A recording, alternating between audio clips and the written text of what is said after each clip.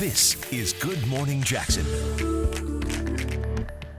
Let's get to your top story on this Thursday morning. Christina French, her body was found in her son's backyard just days after Thanksgiving. Well, now her grandson, 15-year-old Logan Mott, is charged with committing that crime. Today, he'll have his first pretrial hearing. We're going to have much more coming up in a live report. Your second big story this Thursday morning: after bringing a firearm to school last week, a Jeb Stuart Middle School student may be expelled now. Officers performed a search after receiving a tip and found the gun on the student, who was then arrested. Now, no one was hurt. The gun wasn't loaded. And your third big story: a Colorado community honored an officer killed in the line of duty overnight. And it wasn't the only deadly officer shooting. I'm Lindsay Boach. I'll have more coming up in your national headlines. But first, let's get a check of your forecast with storm expert meteorologist Mike Prangley. Good morning. Yes, thanks for joining us on Friday Eve. We're almost there. I want to thank my dad for sending us some donuts and some brownies over there. You're the best, Dad. Way to go. And let's take a look at our temperatures. Now, we've got Thursday wind chills, winter wind chills. That's my big story this morning. Now, the temperature-wise, it doesn't look too bad. 46 Jacksonville, 50 in St. Augustine. We had some clouds come in overnight, so the clouds tend to keep the earth a little warmer. You don't get that good radiational cooling. And speaking of those clouds, notice moving from the southwest to northeast, not expecting rain, and I do expect slow clearing as we head through the afternoon. So it's going to turn out to be a beautiful, brighter afternoon. But as we zoom in this morning, watch that wind. It's picking up north 10 to 15, so the kids need to bundle up at the bus stop for our winter wind chill Thursday. We do have some super sunsets on the way. 557, not your typical ones, and we're known for gorgeous ones. And then stormy Sunday weather, just updating the maps for not just heavy rain, but thunderstorms. We'll take the latest look at the Storm Prediction Center. But first, Katie Jeffries dazzling you in the ViStar Credit Union Traffic Center. Oh, thank you, Mike. All right, so your time is 5:02 this morning. I hope you guys are having a nice start to your morning. Maybe you've got your morning coffee with you. So let's take a look here. This is I-95 near Emerson. You can see just a couple of cars out there this morning, pretty light. But let's get to your traffic maps because we do have two things that we want to talk about. First, if you're traveling along 95 northbound, that off-ramp there to MLK, so just north of downtown, there was a crash. All lanes are open, but be careful for those first responders that may be on scene. Also, this water main break that occurred on Tuesday, they're still working on it. They were supposed to wrap up work yesterday afternoon. That didn't happen. So one eastbound lane of Wonderwood near Mayport could be blocked again this morning. So if you're traveling towards the Mayport area, if you're reporting to the base, maybe give yourself some extra time because that may cause a little bit of a delay. Back to you. All right, Katie, thank you. It's 5:02 this Thursday morning. 15-year-old Logan Mott and his 53-year-old grandmother, Christina French, disappeared from home in November. It's right around Thanksgiving. Now, after days of searching, French's body was found in the backyard. Mott was found in New York, apparently trying to get to Canada. Now, Mott will be tried as an adult. He has his first pre-trial hearing today. In fact, it's this morning. First Coast News, Alex Ositis live at Duval County Courthouse this morning with what we can expect to see today. Hello, Alex. Good morning, Lou. And these are typically pretty short meetings between attorneys and the judge that really just are updates on the case and last only just a few minutes. But we will see Logan Mott in court in that orange jumpsuit showing up sometime later this morning. Now, he entered a not guilty plea just last month, and it was around Thanksgiving when the teen was accused of killing his grandmother, Christina French, who was found buried in the backyard of her son's home in Neptune Beach, stabbed and shot, according to police. Mott was arrested in New York near the Canadian border. He's charged with second-degree murder, which, if found guilty, carries 15 years in prison. Now, ahead at 5:30, we'll go over the timeline of all these events and what it could mean for the case. We're live at the Duval County Courthouse. Alex Ositis, First Coast News, on your side. Thanks for that, Alex. And also in court today is Nicholas Humphrey. He's accused of holding 13 people hostage inside of the Community First Union on Edgewood Avenue for several hours. You may remember this. It happened back in December of 2016. Investigators say Humphrey has been deemed incompetent to stand trial. Court records show that Humphrey meets the criteria for involuntary hospitalization. He's facing 13 charges of kidnapping with a weapon and 1 count of attempted armed robbery and grand theft auto. Today's hearing is scheduled for at 9 to discuss his competency. This morning, Raleigh Harrison Jr. is now behind bars, accused of attacking a man in Riverside Tuesday night. Harrison allegedly waited outside of Norman's food store you see there, who a man was using the ATM inside, then robbed that man and stabbed him in the head when he came out. Well, that victim was taken to the hospital. We're still waiting to hear more about his injuries. And this morning, a man is behind bars for the murder of 61-year-old Cassandra Valentine. She's the woman who was found dead in her Moncrief home during a welfare check on Monday. Police say Marvin Williams stabbed Valentine to death at her home. JSO received a tip that Williams was working construction Wednesday at Baptist South Hospital. Williams was arrested after trying to run away. JSO says Williams is the victim's boyfriend, and they're investigating this as a domestic incident. Well, a former Florida journalist is among 4 Americans killed in a deadly attack at the Intercontinental Hotel in Kabul, Afghanistan. Glenn Selig, he was an investigative reporter at the Fox station in Tampa for about a decade before starting his own public relations company. He was in Kabul for business. Selig also served as a spokesman for the Trump campaign advisor Rick Gates, who was recently indicted in the Russia investigation. Now, 22 people were killed in Saturday's siege by the Taliban on the Intercontinental Hotel. Another deadly attack at the Connecticut-based Save the Children charity in Jalalabad yesterday claimed the lives of 2 people and left 12 others injured. Healthcare for some of our communities most vulnerable. That is now the mission behind a new initiative by Baptist Health and Wolfson's Children's Hospital. The hospital opened 2 school-based health centers in Northwest Jacksonville, Ribault Middle and Ribault High, serving those students there. A 3rd pediatric clinic will open early next month inside the Ribault Family Resource Center. Now, the clinics are part of a major push right now to bring primary medical care to children in areas of Jacksonville where very few private physicians have offices or accept Medicaid patients. The state legislature is making moves at the annual session, and a bill that would end the spring forward fall back routine is one step closer to reality. The Tampa Bay Times reports the Sunshine Protection Act unanimously passed its first Senate and House committees this week. The act would ask Congress to make daylight savings time permanent in Florida. Now, if Congress agrees, Florida would join Hawaii and most of Arizona as not observing the time change. That'll be interesting. Well, another bill moving forward, a bill that would allow students who are victims of bullying or physical attack or robbery or other types of violence to transfer to a different public school or receive a private school voucher. All right, some Democrats on the Senate Education Committee voted against this bill, stating they're more concerned about expanding the use of private school vouchers. Republicans say the measure is meant to help students, and last year we reported parents argue that this bill doesn't actually combat the bullying problem. It actually makes their child, the victim, uproot their whole life instead of the child who is allegedly doing all the bullying in the first place. We will keep you posted on what happens with that bill. Your time right now is 5:07 this Thursday morning. Your temperature 49 degrees. One local community has been asking for change, and it's finally happening. Changing this limit will help save kids' lives. And we're celebrating Literacy Week, so Westside Elementary, our school of the day, and Glen St. Mary's. But we're going to have to really bundle up those kids. We're falling quickly toward the freezing point. It's Thursday, winter wind chills is our big story this morning. And getting you guys out the door, this look towards 295 and Blanding. Things look pretty good there. We do have some construction, though, to talk about, and we will right after the break.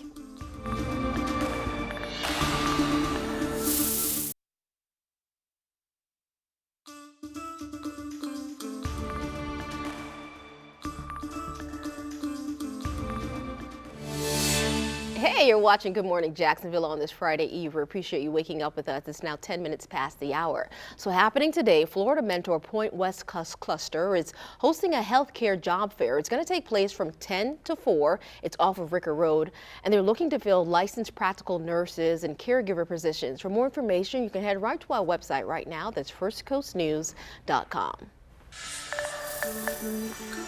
Great to wake up with you. In fact, as we take a look at our Friday Eve, as we like to call it, hey, we're going to end up with some nice bright skies, some beautiful sunsets, but we do have some chilly temperatures this morning. Now, frost's not a big issue, so that's good. We won't have to worry about defrosting the car. We had enough cloudiness overnight to keep those temperatures a little warmer. 49 in Mayport, 50 to Palaca, 43 Lake City. These are not far from where we should be. This is about normal for this time of year, but it's the wind chills I'm concerned about. This big blue blob means the kids will need to bundle up this morning, and even the hats would be a good idea with that winter coat, even though you see 42 feeling like 34. Recess, we've got wind chills in 55, but notice the clouds will slowly scour out, so a nice high of 59, but 59, that's the best we can do, so that is below the average high in the middle 60s. Our runner's index takes a little bit of a hit, but we can get it outside, get it done.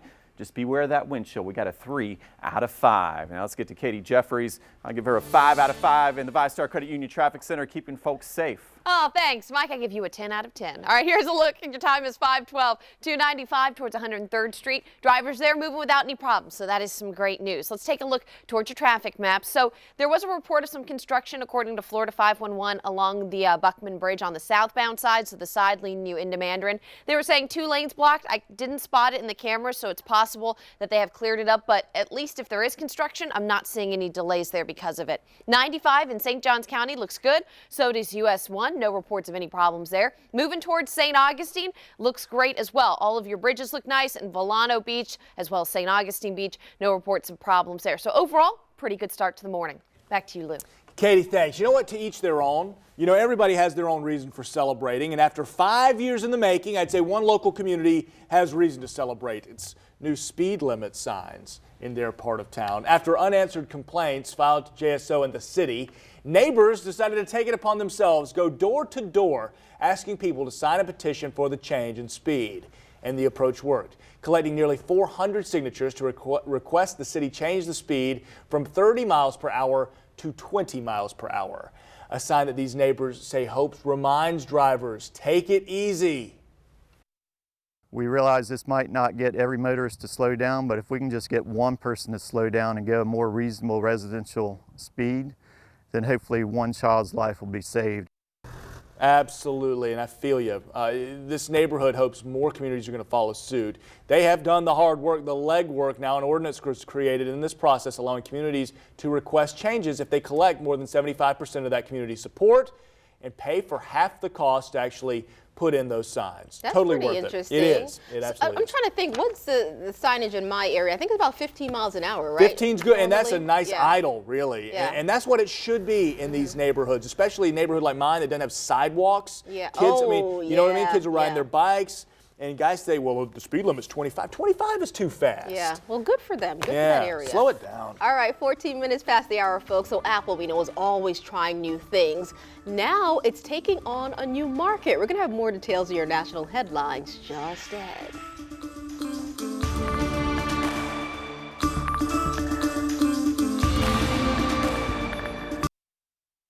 This is Good Morning Jacksonville. Good Thursday morning. Developing now, President Donald Trump says he wants to give dreamers a path to citizenship. Dreamers are people who were brought illegally to the U.S. as children. However, that pathway may take 10 to 12 years to develop. And Monday, President Trump now expected to unveil a new legislative framework on immigration, but says a fix for dreamers must happen before Congress takes on comprehensive immigration legislation. Now, Wednesday, Trump also said he's seeking $25 billion for a border wall with Mexico, $5 billion for other security measures there as well. Well, new this morning, a Colorado community is mourning the loss of a deputy killed in a shooting last night. I'm Lindsay Boches, topping your national headlines this morning at 5:17. The body of 32-year-old Deputy Heath Gum was transported from the hospital early this morning. Along the route, other emergency responders flashed their lights at the procession of police vehicles. He was killed while responding to an assault in process. He confronted a suspect who was leaving the area and opened fire. Police have one suspect in custody and the search continues for 2 more. The biggest question in Washington right now, will President Trump testify in the Russia investigation? He said it could happen in 2 to 3 weeks and it will happen under oath. Later, a White House lawyer said that the president was in a hurry and meant that he's willing to testify, but there's still some negotiating terms with the FBI. Well, Apple is trying to make your life a little easier when it comes to your health. It's a new feature that will allow you to carry your medical records on your device. You would download your health records directly to your iPhone and then show them to a doctor when needed. They'd be stored in a new tool on Apple's Health app. The company claims that the information will be protected and won't be accessible by Apple unless the user chooses to share it voluntarily. Today is the start of the Farmers Insurance Open at Torrey Pines, and Tiger Woods is making his return to the PGA Tour, more confident than ever. He says that he has no more back pain, but the real test begins today. Now, he has won this tournament 7 times before, but this is his second PGA Tour event since August of 2015. Since then, he's had 4 surgeries and 4 years on his back. He tees off at 10:40 with Patrick Reed and Charlie Hoffman. So hopefully his back stays in. It's just a matter of not how well he plays, but how long he plays. 4 surgeries, my gosh, I didn't realize it was that bad. I like that group. I like him with Patrick Reed. That's a really. Look how he's lighting up. He can't wait. I can't wait for Tiger. I love that he's back. And Torrey Pine's a nice little homecoming for him. It's a good course. It fits well with his style. You feeling okay, Lindsay? You sound a little hoarse. What's going on? I'll be fine. We'll get you a Sucrets. He's like, I'll be fine. Okay. All right, let's check in out with your storm expert meteorologist, Mike Prangley. Now, weather with your First Coast News storm experts, powered by AC Designs. All right, giddy up. Let's get through our Thursday. In fact, we're talking about Friday Eve here on our weekend weather forecast. The latest is in. If anything, I've increased the temperatures on Saturday. Okay, so a lot of the models this week said 70s will be back after our chilly Thursday. 71, that's at the airport. If you're on the south side toward Mandarin, St. John's, maybe head out and do some golfing at Cimarron. Looking like a good golf day, but here's the change on Sunday. We got the thickening clouds, and the timing looks like the afternoon. Once we get toward 2, 3 o'clock, showers and thunderstorms break out across the area. So here's the timing on the weekend rain. Notice Sunday morning, mainly west of Waycross and Lake City, and then it fills in as we head through the afternoon. Some areas could see more than 2 inches of rain, and a thunderstorm threat now from St. Augustine to Placa, back to Gainesville, maybe some gusty storms. But for today, it's the chilly day of the week. Winter wind chills return. So these are actual temperatures near 40 to start, 55 by noon. But what I like here, we'll start cloudy and then we'll see increasing sun through the day with a high of 59. Allergy index. I know we're all trying to stay healthy, but here's just another thing to think about. If you're sniffling and sneezing, I said, what is this? I said, these my allergies? Yes, we've got a moderate allergy index today. Friday could be in the moderate to high by Saturday with that warmer weather. So, yeah, maybe get out that Benadryl. And then Sunday, we go back to the low range as that rain cleanses some of the atmosphere. So our 7-day forecast, we've got winter wind chills at 59 today. There's our warming trend starting tomorrow, 42 to start, 66, 71. Next week, behind the front, still no freezes, but a little chill in the air by Wednesday. Now let's get to Katie Jeffries in the ViStar Credit Union Traffic Center. Ooh, I tell you what.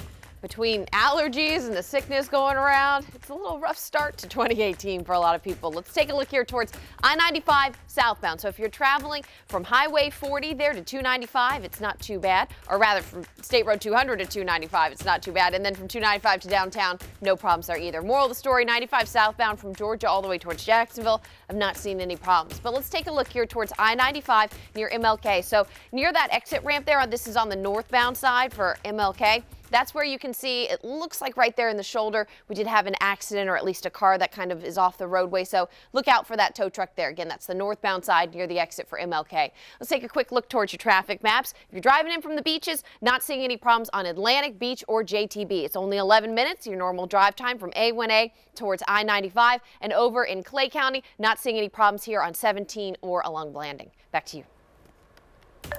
All right, coming up next, so the All-Star Draft is finally here. I know everybody's excited about this. Well, I'll have everything that you need to know, of course, with the buzz in just 2 minutes.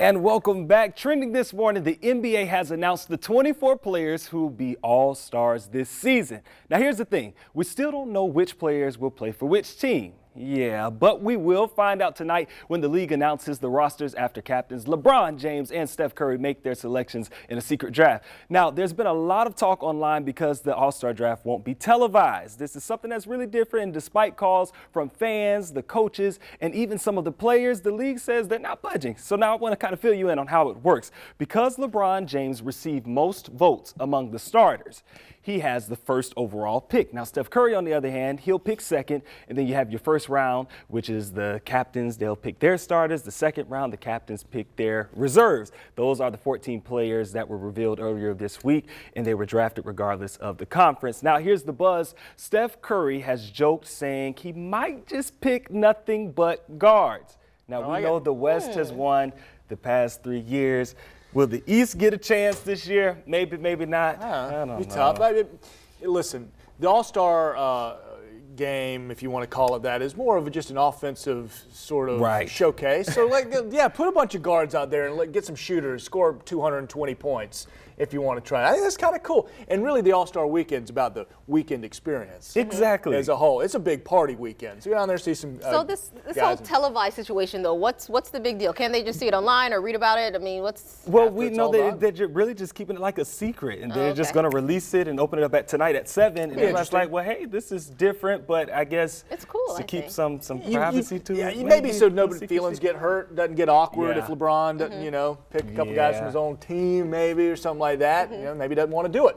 Well, look, I like it. I'm surprised I'll- they're not making a spectacle of it. Well, look, I always look forward to the dunking contest, because that just always seems the best to me. Yep. Not Most always the entertaining. game. Three-point Yeah, shooting I just like to contest is my see favorite. 3-point. I Yeah, love three-point I shooting just like to contest. see a little action out there. That's Yeah. all. Not necessarily the game, because LeBron, I'm not a big fan. A fan. Why? A lot of people are Sorry. LeBron haters. He's I don't great, know why. but I'm just not the biggest fan, and we'll just leave it at that. Another Curry LeBron fan? hater. They're everywhere. Yes. You got he likes Steph. There you go. Sometimes the two don't go hand in hand. All right, well, chime in with Brooks. If you think anybody got maybe the All-Star snub as well, or you just want to tell him why you don't like his LeBron hate, use the hashtag GMJ. We'll be I chiming love in you, all LeBron. morning. They're haters. I love him. Oh, okay. Me. We're back in 2 minutes.